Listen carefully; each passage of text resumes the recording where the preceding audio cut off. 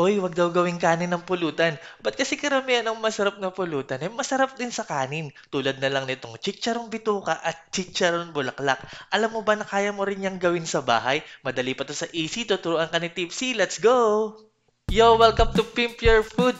Nako, napakasarap. Ang sarap lang iluluto natin ngayon. Masarap na pulutan. At tulad ng sinabi ko sa intro, masarap din iulam. Masarap din sa kanin. So, meron na ako ditong bituka ng baboy at bulaklak ng baboy na linisan ko na yan. So, simula na tayo sa ating pagluluto. Naglagay ako dyan ng bawang, sibuyas, laurel, paminta, asin at maglalagay din ako diyan ng patis, no, maalat para talagang malasa ang ating chicharon. Maglalagay din ako diyan ng suka, no, kasi tulad ng luya, pampabawas yan ng lansa, no, pangpawala ng unnecessary na amoy. And then naglagay tayo diyan ng tubig kasi papakuluan natin yan.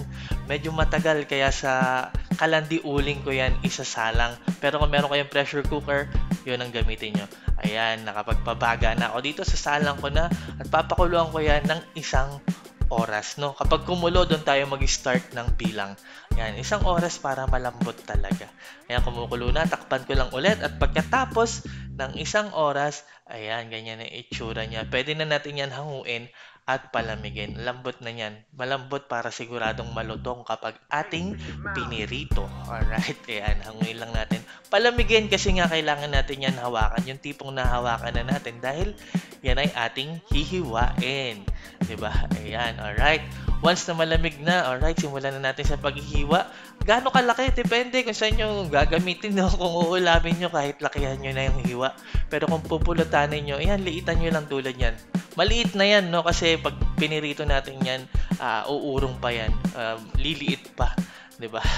Itong bulaklak, liliitan ko lang din kasi gusto ko, pag gusto niyo malutong pati yung gitna ng bulaklak, ganyan liitan niyo lang din yung hiwa. Pero kung gusto niyo malambot, no, malutong yung paligid o yung bulaklak, yung paligid ng bulaklak malutong tapos medyo malambot pa rin yung gitna, lakihan niyo yung hiwa.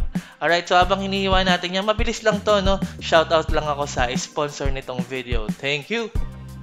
1xBet is an online betting platform where you can bet not only on sporting events, but also on TV games and esports. 1xBet also offers slot games produced by more than 25 providers, such as live casino games. Try your luck today by signing up. Link is in the description. Alright, ito na. Last batch na ng ating hinihiwa. Itong isaw. Pwedeng-pwede na tayong magsimula magprito. Nagpainit na ako ng mantika dito para mabilis nyo lang makita. Ayan. Unahin natin itong bituka. Prito lang natin yan. Alam nyo naman ang logic ng pagpiprito. Siyempre, pag malutong na, no, pwede na yan hanguin. Malalaman nyo pag malutong na sa kulay at saka kapag hinahawakan nyo kung ano man ang gamit yung panghalo, parang matigas na. Yun, ibig sabihin malutong na yan. Papahanginan na lang yan ng konti, papalamigin, papatiktikan, at mas lulutong pa yan. Alright, kaya gumamit kayo ng tulad ng gamit ko yan, salaan. Diyan nyo ilagay, no? Yan. Pagkatapos niyan, isunod na natin yung bulaklak para lang makita nyo yung itsura ng dalawa. No? Tig-isang salang lang tayo. Ayan, prito na natin ang ating bulaklak. Ganun lang din, hintayin lang din natin na, ayan, makita nyo naman sa kulay. Oh. Ayan, golden brown at crispy na, pwede na natin yan hanguin. At parang yung bituka, pag nahanginan yan, lumamig, mas lalo pa yan lulutong. Alright, ayan, no. Siyempre, sa natin pa-partner yan. Bukod sa alak, sa masarap na sausawan, gumawa na rin tayo niyan. Ang ginawa ko ay spiced vinegar. Diba? Masarap yan sa suka. Ayan, and now look at that. O, di ba? Naku, parang ganyan yung pulutan, parang ubos agad, no? Kaya liitan nyo yung hiwa. Tapos pag masarap pa yung sausawan, naku, saglit na saglit lang yan. Saan nyo ba ipapartner yan? Sa beer, sa whiskey, sa brandy, sa gin? Masarap siguro sa hard, no? Lalo ngayon at nag-uulan na, nagsisimula ng umulan. Naku, masarap na inuman. Mahaba-habang inuman pero ubos agad ang pulutan. At syempre, masarap din yan sa kanin. Alright, ayan, simulan na natin. Ayan, si pa-partner natin yan sa Alfonso.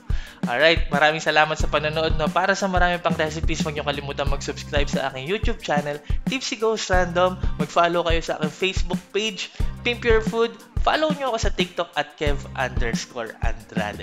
Maraming salamat sa palagi niyong panonood, pagtangkilik, pagsuporta, pagsubaybay. Ako po si Tipsy D. God bless sa inyong lahat. Peace! Taste in your mouth.